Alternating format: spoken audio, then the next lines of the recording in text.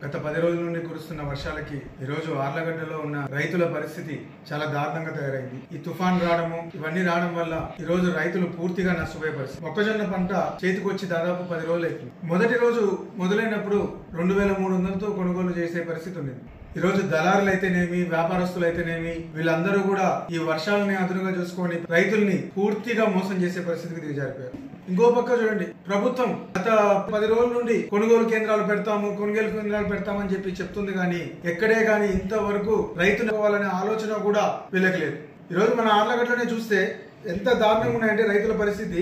దాదాపు మొత్తం పంట అంతా కూడా రోడ్ల మీద పెట్టుకొని రైతులందరూ కూడా వర్షం పడితే ఒక పరిస్థితి అనే విధంగా ఉన్నారు. కనీసం వీళ్ళ గురించి పట్టించుకునే నాదుడు కూడా లేడు. అసలు మన ఎమ్మెల్యే ఎక్కడికి వెళ్ళిపోయారు? రైతులు ఇంత నష్టపోతున్నారే, కనీసం వచ్చి చూడాలి, రైతుల మీద ఒక అవగాహన, ఎంత పొలం ఎంత నష్టం వచ్చింది అంతా అయిపోయినాక వచ్చి చూస్తావా?